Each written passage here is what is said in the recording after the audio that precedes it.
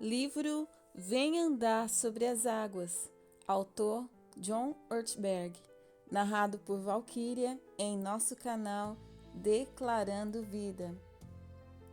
Então os que estavam no barco adoraram, dizendo: verdadeiramente tu és o Filho de Deus. Mateus 14:33. Capítulo 10. De que tamanho é o seu Deus? Senhor, ajuda-me a fazer coisas grandes como se fossem pequenas, já que as faço pelo teu poder, e coisas pequenas como se fossem grandes, já que as faço em teu nome. Blaise Pascal. Assim que as crianças aprendem a falar, uma das primeiras perguntas que os pais lhes fazem é: de que tamanho você é? As crianças dão sempre a mesma resposta: deste tamanhão assim. Erguem as mãos, esticam os braços e ficam na ponta dos pés para reforçar o que dizem: sou enorme, sou grandão. Não há nada de científico nessa resposta. Não se pode usá-la em qualquer contexto.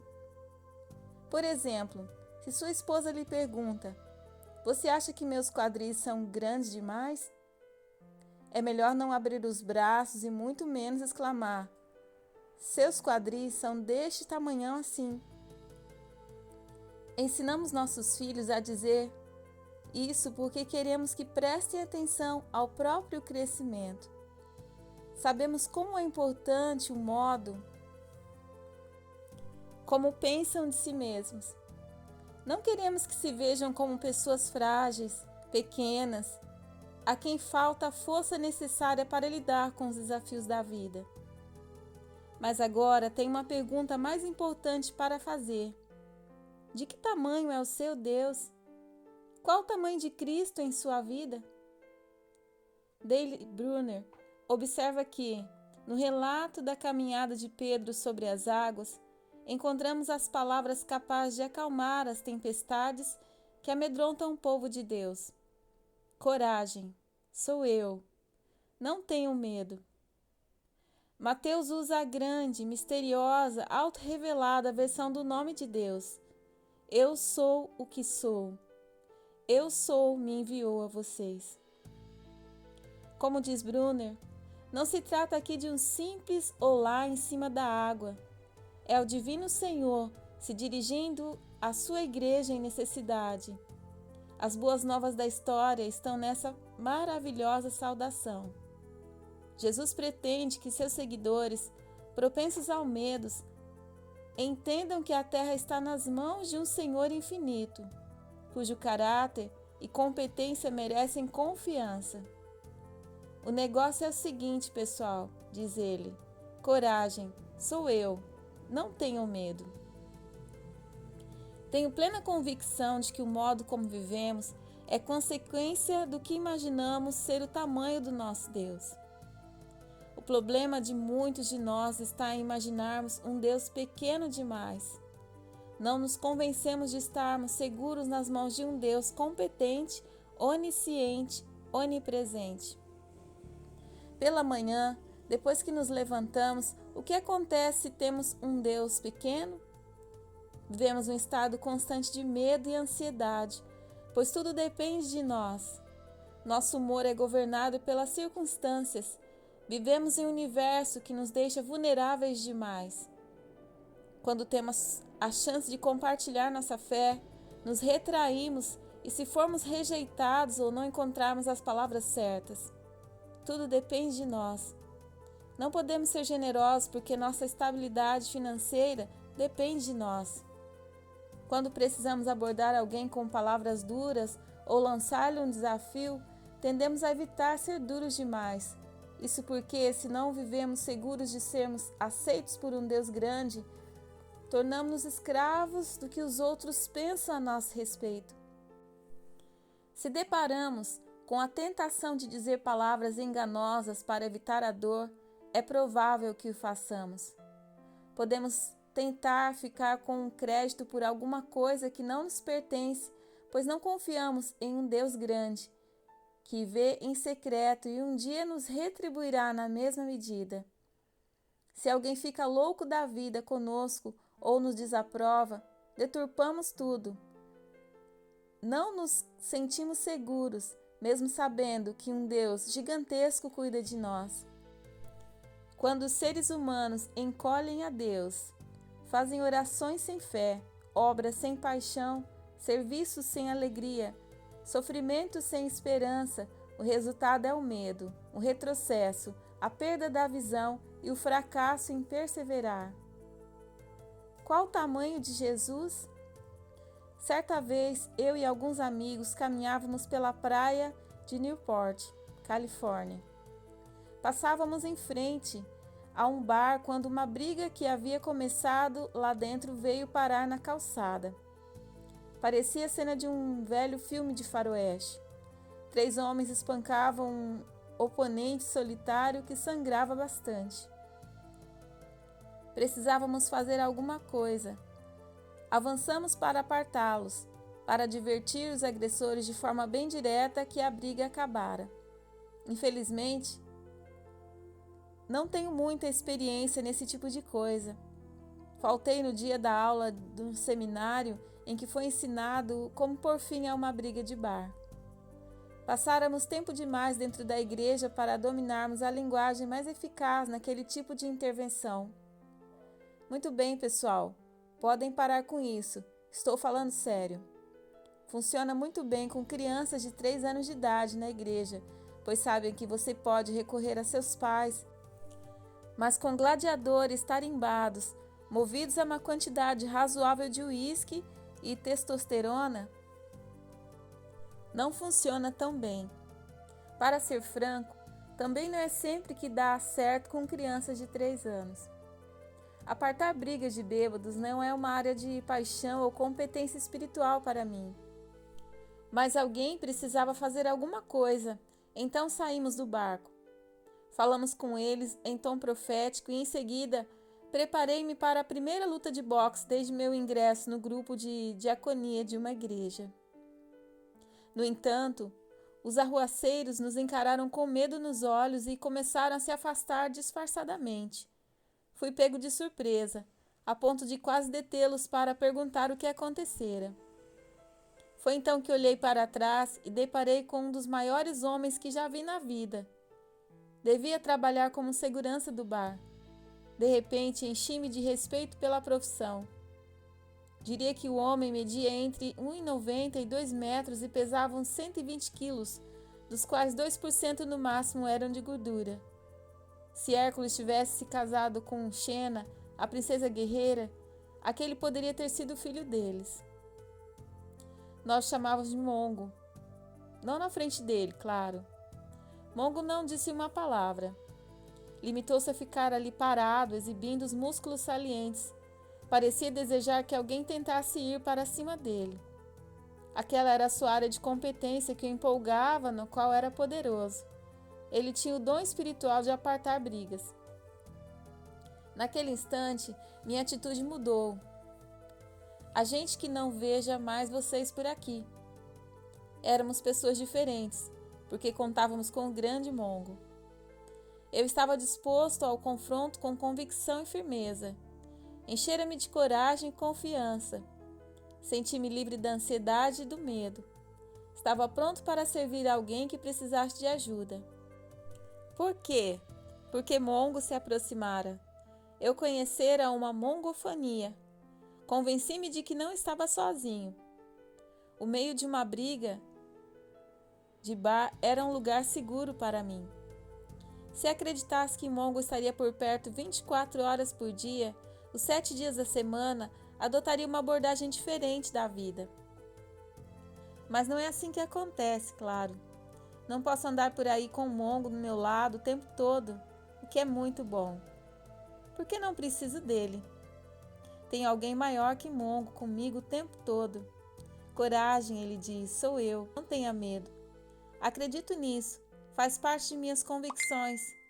Dediquei minha vida a ensinar isso para outras pessoas. No entanto, com uma frequência exagerada, não é o que demonstro com minha vida. Muitas vezes me retraio quando deveria confrontar, me preocupo quando deveria orar, Retenho quando deveria compartilhar com generosidade. Fico no barco quando poderia andar sobre as águas. Sendo assim, como mudar minha perspectiva? Como passar a crer na suficiência de Cristo para a minha vida, da mesma forma como hoje acredito, em gratidão? Como viver de forma a refletir o fato de que sigo um Deus deste tamanhão? Existe uma palavra para descrever o processo pela qual o ser humano passa a perceber e declarar a imensidão, o valor e a força de Deus. Chama-se adoração. Vivemos em um mundo que não promove esse tipo de coisa. Estamos acostumados a ser medidos pelo que fazemos. Conheço o engodo da independência e da autossuficiência de forma bastante pessoal. E a adoração, ao menos na superfície, não parece produtiva. Não serve para fazer coisas. Sendo assim, por que perder tempo com ela? Deixe-me explicar por que cheguei à conclusão de que devo ser um adorador. E deixe-me também citar um exemplo que você precisa conhecer. Por que Deus insiste na adoração? Você já se perguntou por que Deus insiste em ser adorado? Quando minhas filhas eram pequenas, às vezes eu brincava com elas perguntando: quem é o homem mais inteligente, forte, corajoso, bonito, charmoso e atraente do mundo? Elas permaneciam em silêncio por vários minutos, como se precisassem pensar muito antes de responder, e então exclamavam: Papai Noel. Em seguida gritavam e riam ao mesmo tempo, como se tivessem acabado de dizer a coisa mais engraçada do mundo. Com o passar do tempo, Papai Noel foi substituído por Garibaldo, Mr. Rogers, Brad Pitt ou um dos antigos namorados da mãe, suficientes para formar uma legião. Acabei desistindo da brincadeira. Minhas filhas eram bastante espertas para perceber que não se deve reforçar o ego narcisista de alguém, dando-lhe atenção exagerada e dizendo o quanto o considerava maravilhoso. Então, por que Deus insiste em nossa adoração?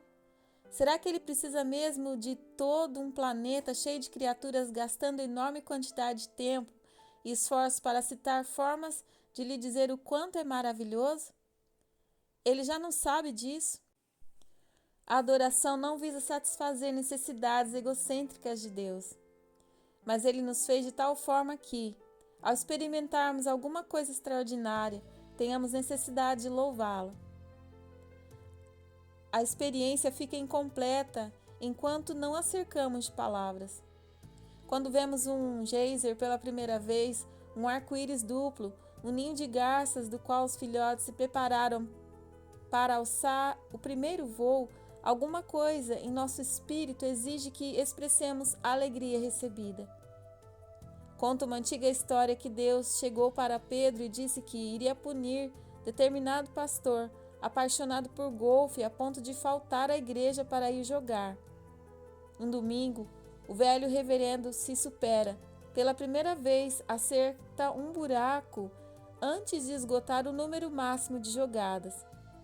Mas ainda faz a bolinha entrar no buraco 18, com uma só tacada. Pedro então se vira para Deus e comenta, indignado: pensei que o Senhor tivesse dito que pretendia puni-lo.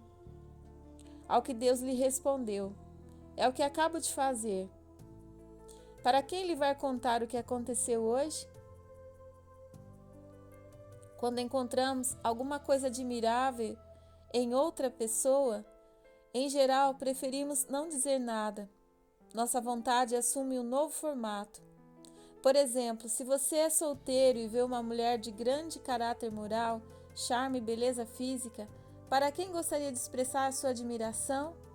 Se não responder para ela, talvez isso explique por que ainda está solteiro.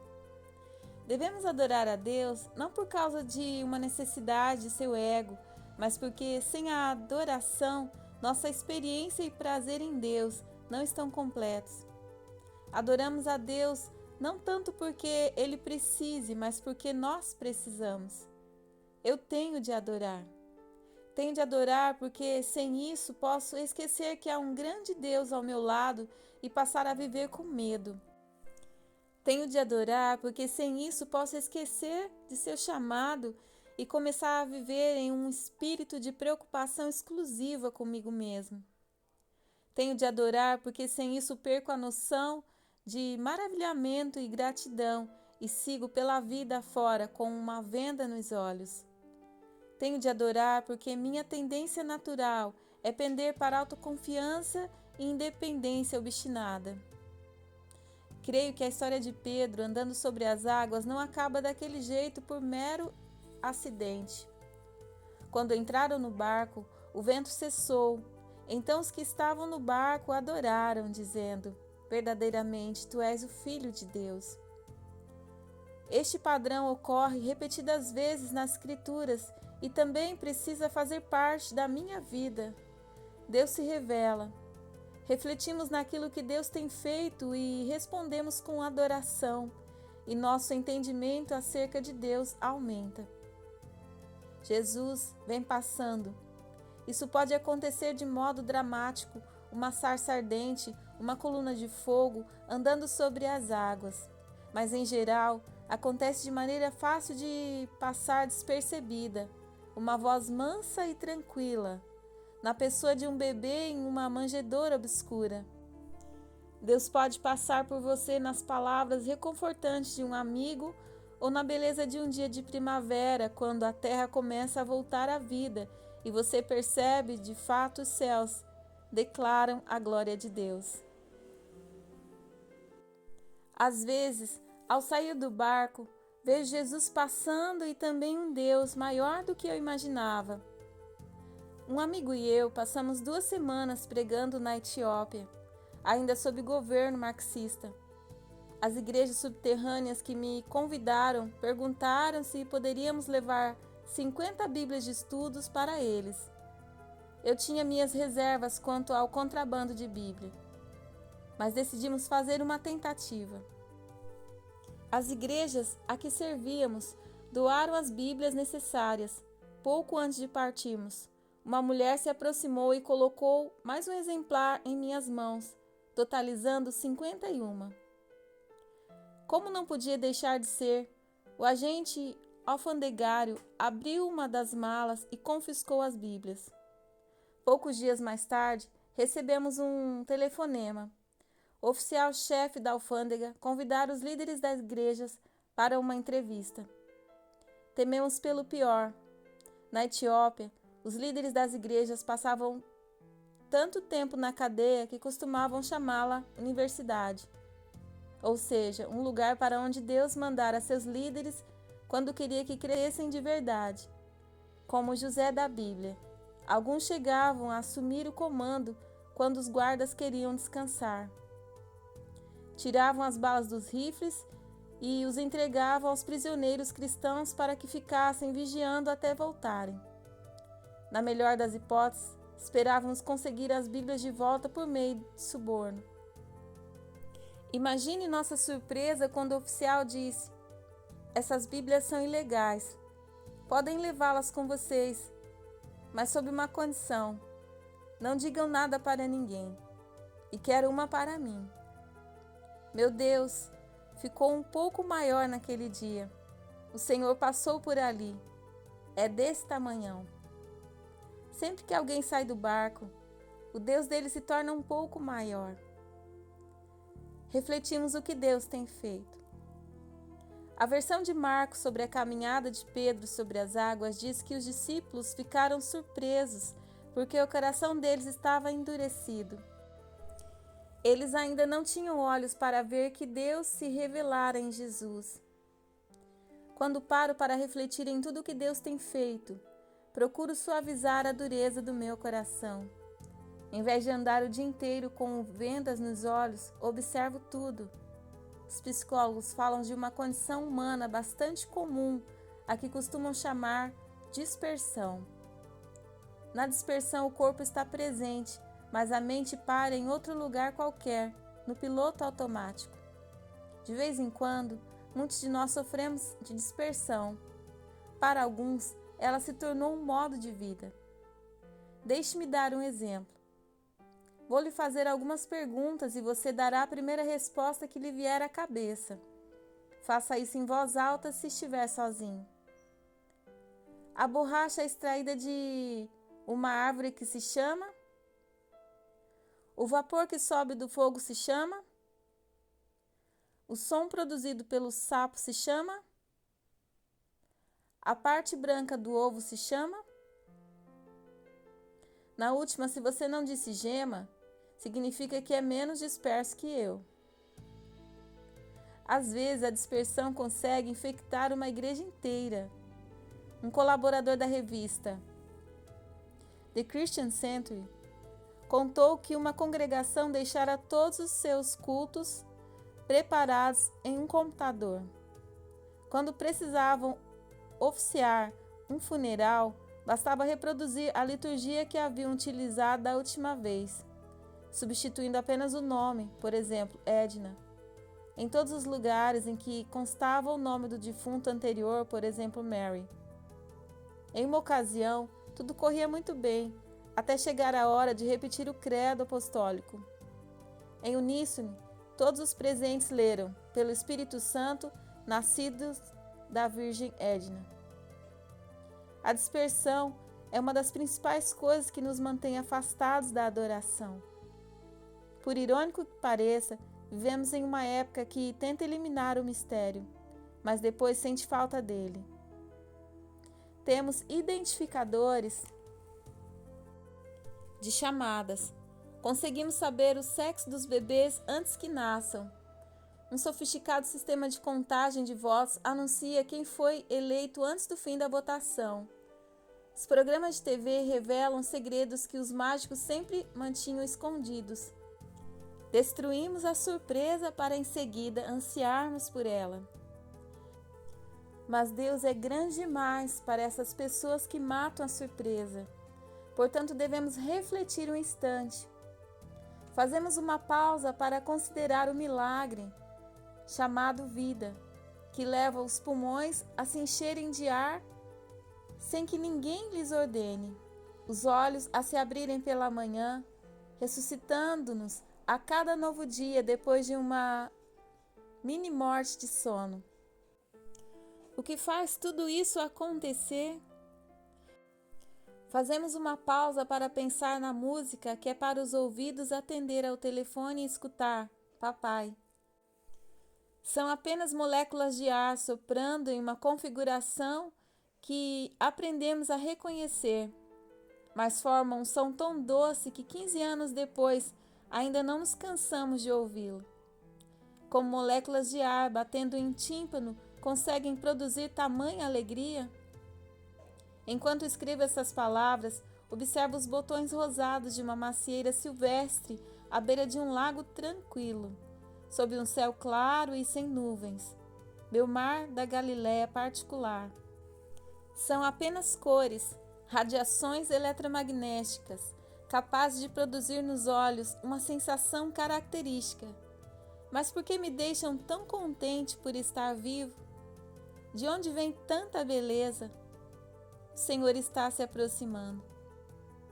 Tudo isso são milagres, pequenas teofanias gritando: Deus vive, Deus se importa, Deus é bom demais para que se possa descrevê-lo em palavras. Deus é deste tamanhão assim. A todo mundo que não seja disperso a ponto de deixá-lo passar despercebido. Às vezes, não percebemos esses milagres porque estamos ocupados demais. Em minha vida, é mais comum acontecer em retrospectiva. Vejo que Deus operava em determinada época, mas não o reconheci. Na maioria das vezes, sou como Jacó. Quando Jacó acordou do sono, disse: sem dúvida, o Senhor está neste lugar, mas eu não sabia. A realidade de Deus nos pega de surpresa. Respondemos com adoração.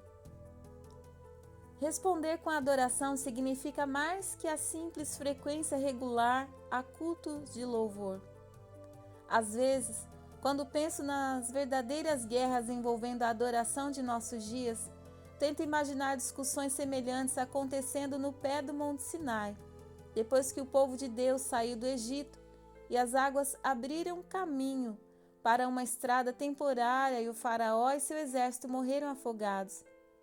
O monte fumegava e tremia, e ao povo foi dito para se reunir e adorar. Eu não gosto desse tipo de adoração. Prefiro a música de tamborim que Miriam cantou depois que atravessamos o Mar Vermelho. Por que nunca mais cantamos aquela música? Este culto está comprido demais. Não há quem aguente 3 dias. Vou me juntar aos hititas. Eles têm teofanias de 2 dias apenas. Gosto quando Arão conduz o louvor. Por que tem que ser Moisés o líder da adoração? As roupas que ele usa não são da minha geração. Desconfio que quando os israelitas se reuniam para adorar, tremiam no compasso do monte, pois tinham apostado tudo naquele Deus, deixando casa, comida e abrigo, e ele se aproximava. De vez em quando, imagino que o tédio na adoração e o tédio em geral, na verdade, não é consequência da seleção de músicas ou do estilo litúrgico, e sim, pelo menos às vezes, consequência de se passar tempo demais dentro do barco.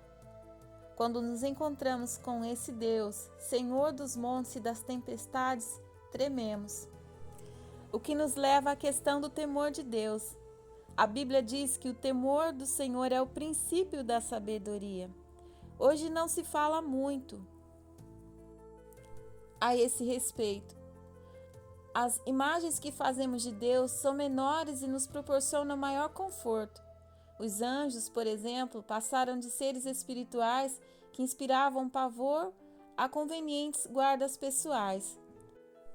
C.S. Lewis observou que, nas Escrituras, o aparecimento de um anjo era sempre alarmante, tanto que ele precisava dar início a cada encontro dizendo: "Não temas". Um anjo vitoriano, porém, parece sempre prestes a dizer: "Pronto, pronto, pronto, não foi nada, calma". O que significa temer ao Senhor? Não temos a menor necessidade de temer a possibilidade de Deus fazer coisas maldosas ou destrutivas. Não precisamos temer que seu amor não seja confiável. Em Busca da Felicidade, filme inglês, conta a história de uma seita conhecida como os Irmãos Trêmulos, pois seus integrantes tremem o tempo todo de medo de Deus. O hino favorito deles termina com as palavras: "O mundo arderá em chamas, mas nós tremeremos". A Bíblia diz: o temor do Senhor é o princípio da sabedoria. Não está nos convidando a sermos irmãos trêmulos. Uma personagem de C.S. Lewis expressa seu receio ante a perspectiva de se encontrar com a figura que representa Cristo, o grande leão Aslan, e tenta imaginar se ele é seguro. Seguro? Quem falou em segurança? Claro que ele não é seguro, mas é bom.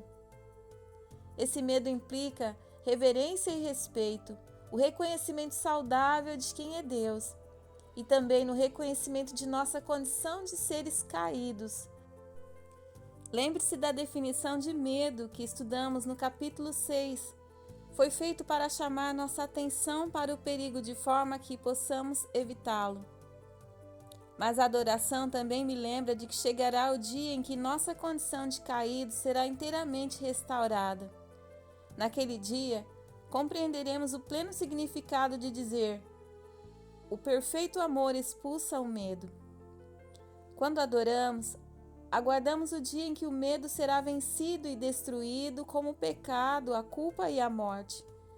A adoração, portanto, ao nos fazer lembrar desse Deus poderoso que é por nós, transforma-se em uma das grandes armas contra o medo.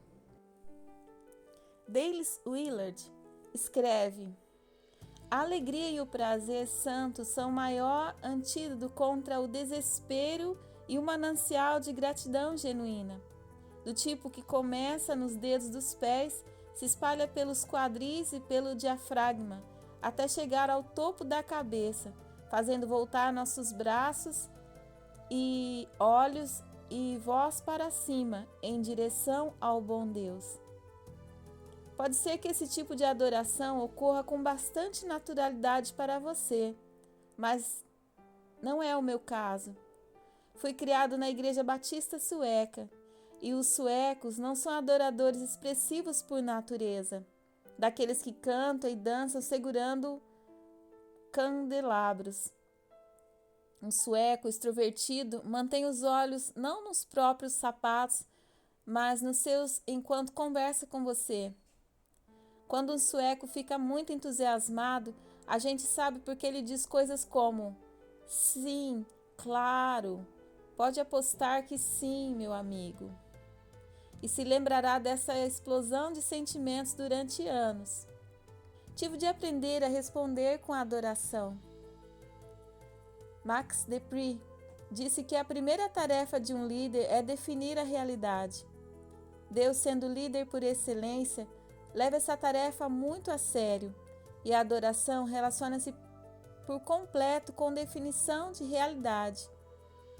Agora, na adoração, uso todas as ferramentas à minha disposição: memória, imaginação, música, as escrituras, imagens, quadros e dança, para engrandecer a Deus em minha vida. Na adoração, declaro que Deus é real. Na adoração, minha percepção da realidade se transforma e se aguça. Na adoração, lembro que a realidade não é mais do que aquilo que consigo ver e tocar. Na adoração, reconheço que costumo me voltar para um Deus diminuído, olhando para Ele pelo lado errado do binóculo. Portanto, ao adorar, no fundo, engrandecemos a Deus. Um dos termos gregos para adoração começa com o prefixo mega, significando grande. Hoje em dia, esse prefixo costuma anteceder quase tudo, de shopping centers a igrejas. Na adoração, mais uma vez me lembro de que adoramos o grande Deus, o mega Deus, o Senhor dos Senhores. Em um cântico clássico de adoração que encontramos no Novo Testamento, Maria exclama: minha alma engrandece ao Senhor. A adoração aumenta a minha capacidade de experimentar e compreender a Deus. No livro Príncipe Caspian, de C.S. Lewis, uma das crianças se encontra com Aslan, figura de Cristo nas histórias de Nárnia, depois de uma ausência prolongada. Aslan, você está maior, diz ela. Você que ficou mais velha, minha pequena. Ele responde: quer dizer que você não está maior? Não, não estou, mas à medida que você crescer, vai me achar cada vez maior. Assim acontece em nossa relação com Deus. Por isso a história de Pedro andando sobre as águas tem de terminar em adoração. A adoração consolida e expressa um novo entendimento dos discípulos, o de quem é Jesus. Pedro entra no barco e os outros discípulos lhe perguntam: afinal, de que tamanho é Jesus? Ele estende as mãos acima da cabeça e diz: ah, muito grande. Jesus entra no barco, o vento cessa, a tempestade vai para onde for que vão as tempestades quando Deus as manda embora, e de repente os discípulos têm compreensão mais profunda de quem está com eles no barco. Verdadeiramente, tu és o Filho de Deus. E todos os discípulos erguem as mãos bem acima das cabeças. Muito grande. Isso acontece sempre que alguém sai do barco. Deixa de ser a mesma pessoa. Sua adoração não é mais a mesma. Seu mundo não é mais o mesmo. Qualquer que forem os resultados, quer afundem, quer nadem, alguma coisa terá mudado. Isso vale para você também. A partir deste momento, pelo resto da vida, toda vez que andar sobre as águas, toda vez que confiar em Deus e procurar obedecer ao chamado dele e discerni-lo para a sua vida, seu Deus ficará maior, a sua adoração mais profunda, mais rica e mais forte. Por isso, Jesus ainda não terminou. Ele continua à procura de pessoas que ousem confiar nele, que se recusem a permitir ao medo dar a palavra final, que se recusem a permitir que o fracasso as detenha. Ele continua se aproximando, e esta é a sua única oportunidade de atender ao seu chamado. É a grande chance de sua vida. É hora de fazer alguma coisa religiosa. Lembre-se de uma coisa: para andar sobre as águas, é preciso sair do barco. Saindo do barco. 1. Como você descreveria as características de sua adoração hoje? 2. Como você percebeu que o entendimento que tem de Deus começou a ficar maior? O que levou a isso? 3. Nesse exato momento, Deus está ficando maior, menor ou continua exatamente do mesmo tamanho para você? 4. Que passo você daria para engrandecer a Deus em sua vida? 5. Se seu Deus é de fato o grande Deus e você pudesse lhe pedir para fazer alguma coisa em sua vida, o que seria?